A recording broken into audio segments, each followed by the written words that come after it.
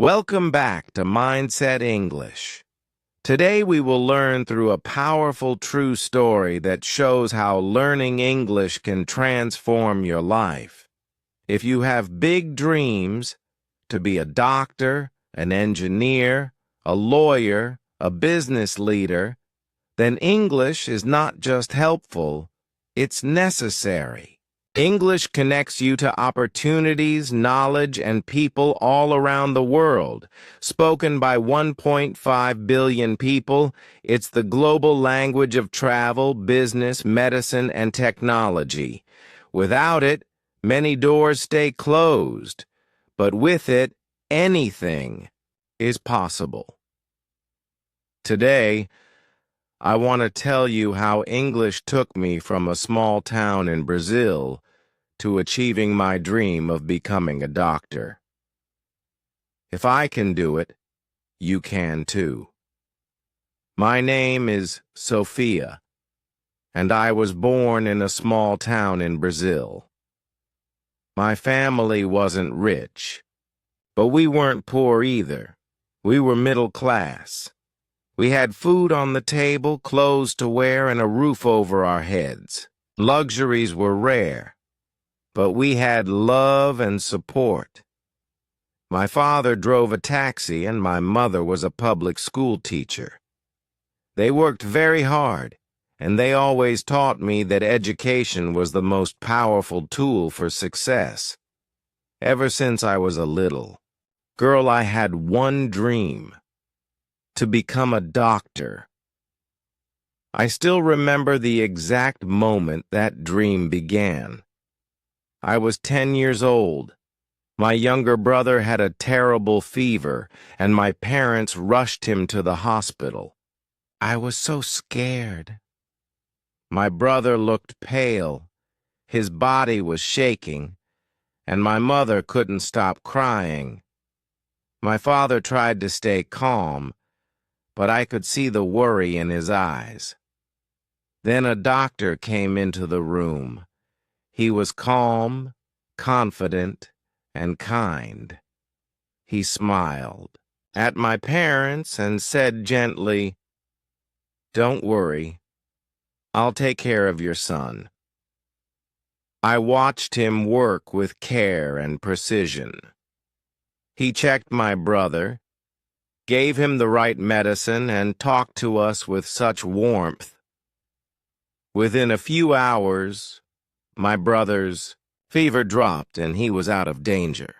That day changed my life. I looked at that doctor and thought, one day I will become like him. I will save lives. As I grew older, that dream only became stronger. But I discovered a painful truth. If you want to become a doctor, you need to know English, without exception. Every medical book is written in English. Every piece of medical research is published in English. Even in Brazil, the top universities and hospitals require English skills to study, work, and communicate. And my English? It was terrible.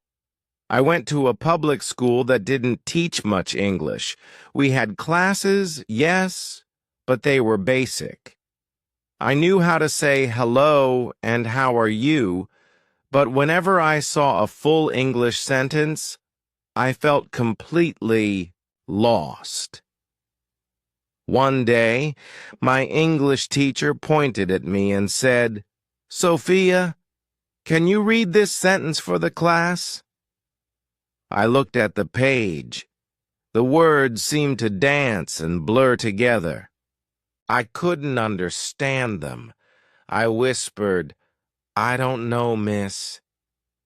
The class laughed. I felt so small, so humiliated. That day I went home, sat alone in my room, and asked myself, how can I become a doctor if I can't even read a basic English sentence? I felt hopeless, like my dream was slipping away. But then something happened that changed everything. One evening, my father came home from work and saw me sitting quietly. He asked, "Sophia, what's wrong? You've been sad lately." I looked at him and said, "Papa, I want to become a doctor, but my English is bad. Without English, I can't study medicine." My father was silent for a long time. Then he said, "If English is stopping you, then learn it. Go somewhere where you have no choice but to speak English every day." I was shocked. "But Papa," I said, "we don't have money for that." He smiled and replied, "We don't have much, but we have enough. Your dream is important. We will find a way." That night, my parents and I sat down together and talked about the best place for me to learn English. After careful thought, we chose Canada. Why Canada? First, because English is one of the main languages, so I would have to speak it every day. Second, Canada has excellent schools for language learning. Third, Canadian people are known to be kind and welcoming to international students. And fourth, it was more affordable than other countries like the US or the UK. Still, it wasn't cheap.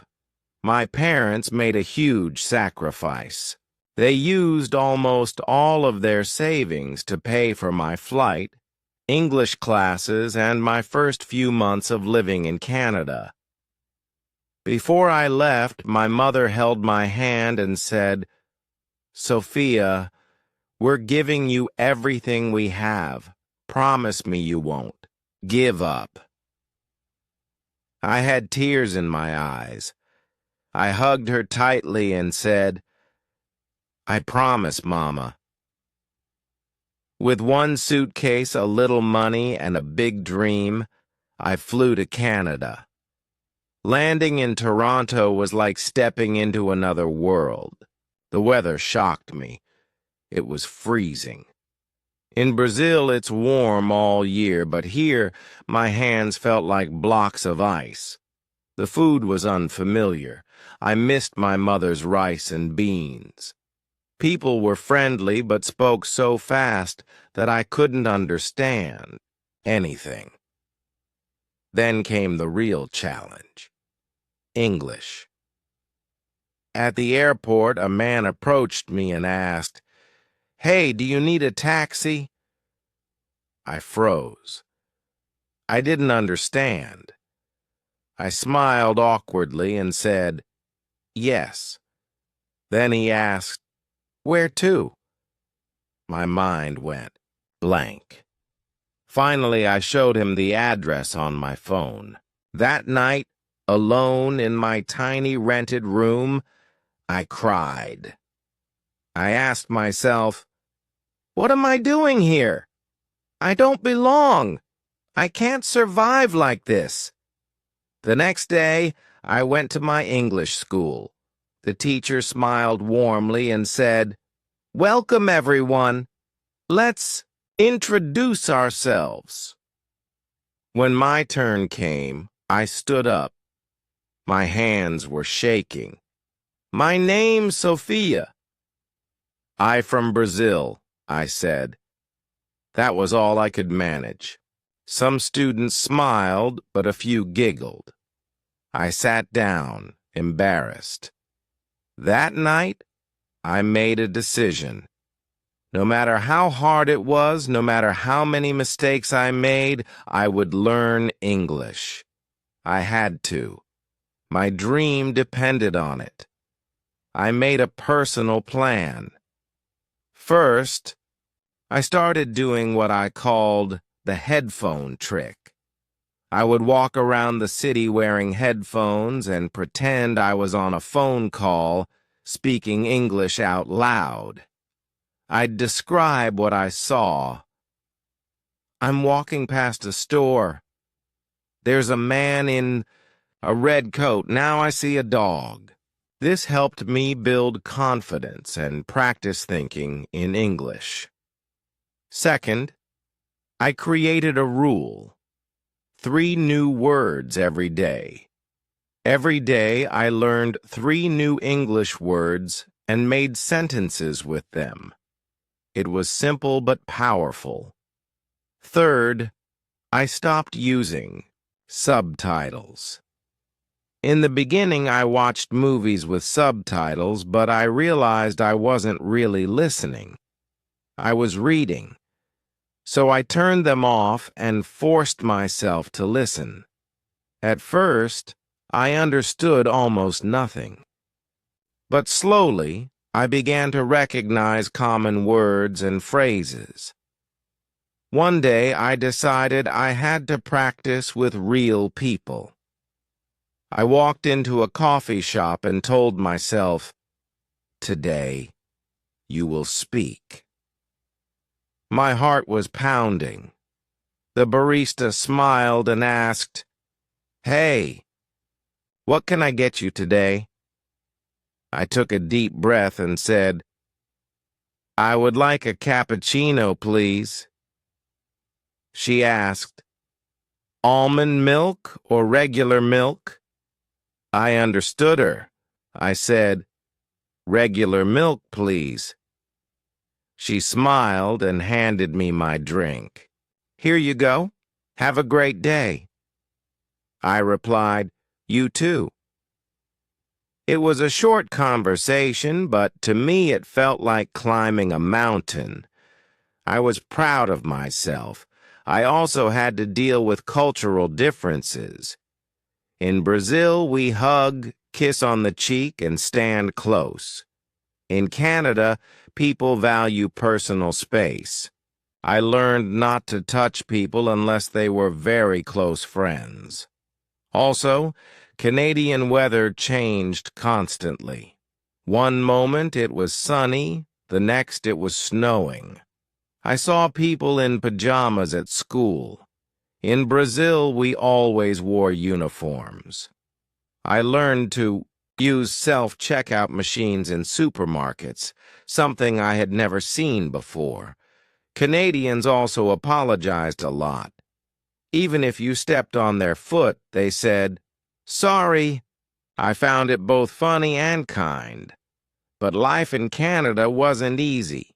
It was expensive. I paid $800 a month for a small room I shared with a roommate. I spent around $250 on groceries. I bought vegetables and rice and cooked at home. My monthly bus pass cost $120. My phone bill was $50. And my English classes were $500 per month. To pay for all this, I worked part-time in a small cafe. I woke up at 6 a.m., went to school, worked, came home exhausted, and still studied at night. I missed my family terribly. There were nights when I cried myself to sleep, but I remembered my mother's words. "Promise me you won't give up." So I didn't give up. I pushed through. I practiced, failed, practiced again. I didn't care if I sounded silly or if people laughed. I just kept speaking, writing, and listening. And slowly, I began to change. I started to understand conversations around me. I could order food without fear. I could write essays in English. My teacher told me, "Sophia, you've improved so much." And I knew it was true. Not because I was perfect, but because I kept going. And this is how the journey truly began. I still remember the smell of that tiny apartment I first moved into in Canada. It wasn't fancy. In fact, it was barely livable.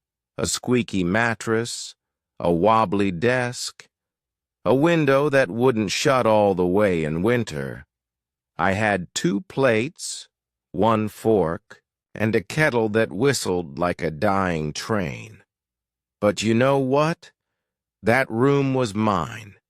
It represented freedom, sacrifice, and the beginning of a dream that was bigger than any one place. Each morning I woke up to the sound of city buses and freezing, wind blowing through that broken window. I wrapped myself in layers and went out to work part-time shifts before my English classes. I handed out flyers on the street, cleaned tables at a diner, and stocked shelves at a small convenience store. Most people ignored me. Some were rude. A few smiled politely. But every word, every expression, every interaction was my classroom. I was learning in real life, and that kind of learning, it sticks. The turning point came not just from understanding grammar or building vocabulary.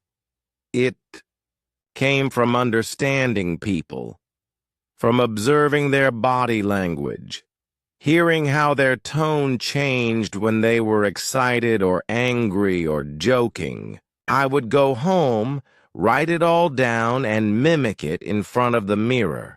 I practiced every night like I was preparing for the biggest performance of my life. Because I was. One day, I was taking the bus home from work. It was late, and I was exhausted. A woman sitting next to me asked if I knew when the bus would reach Main Street. Without thinking, I replied, "Yes, about 15 minutes. I take this bus every day." She smiled and said, "Your English is really good. Are you from Brazil?" That moment shocked me. She didn't say, "Your English is okay." She said, "Really good." I couldn't stop smiling the rest of the way home. Still, there were nights I broke down. Nights where I couldn't understand my teacher. Nights where I burned my dinner because I was too tired to think. Nights when I saw other students laughing, making friends easily, while I felt invisible. The loneliness hurt the most. I wanted to talk. I wanted to belong. But inside, I was scared. Scared that I'd say something wrong, that I'd be judged, that I wasn't enough. But every time I felt like quitting, I reminded myself, you didn't come this far to only come this far. I kept pushing. I kept speaking. Even when my accent showed. Even when I forgot a word. Even when people corrected me. I let the fear teach me instead of stop me. One of the most transformative moments of my life came during a school project. We were assigned to do a group presentation on healthcare systems around the world. I was paired with 3 native English speakers. At first, I wanted to ask the teacher to switch my group. I was afraid I'd slow them down, that they'd laugh at my pronunciation or think I wasn't smart enough, but something inside me whispered, "No. This is your chance. Take it." I stayed up all night preparing. I watched medical presentations on YouTube. I practiced the pronunciation of difficult words like universal health care and preventive medicine. I wrote my part of the script again and again until it felt natural.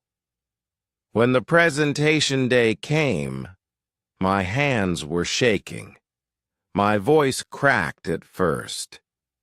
But then, something magical happened. I looked up and saw my teammates nodding. The audience was listening. I wasn't just speaking English, I was communicating. And when it was over, the teacher smiled and said, "Sophia, that was impressive. You've come a long way." Those words stayed with me because they were true. I had come a long way, but I still had a long road ahead. After I passed my IELTS exam, got accepted into medical school, and began my studies, the real mountain appeared. Medical school in English was a completely different battlefield. Terms like histopathology, cardiovascular system, and neurological examination sounded like alien languages. My professors spoke quickly, using advanced terminology, and they didn't slow down for anyone. At first I felt crushed. How could I survive here? But then I remembered my past. I remembered that girl in the coffee shop who dared to have a conversation. I remembered the shadowing practice. I remembered the notebook full of my old mistakes. And I knew I didn't need to be the smartest person in the room. I just needed to be the most determined. So I created a system. Every lecture, I recorded it and listened again at night. I paused the recordings every 5 seconds and repeated the words out loud. I looked up every unfamiliar word and made flashcards. I spoke medical definitions to myself in the mirror. I joined a study group and made a rule. Speak only in English, no matter what. Slowly, my English wasn't just fluent, it was professional. Still, the pressure was unbearable. Medical school is already hard, but doing it in your second language, that's a different level of pain. Some days I went 48 hours without proper sleep. Some nights I cried into my textbooks, questioning everything. But I never stopped. I remembered my parents' faces when I first left for Canada. My mother wiping tears but smiling proudly. My father hugging me tight and whispering, "Show the world who you are."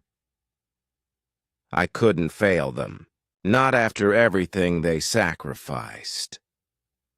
When I finally graduated, I felt like the weight of the universe had been lifted off my shoulders.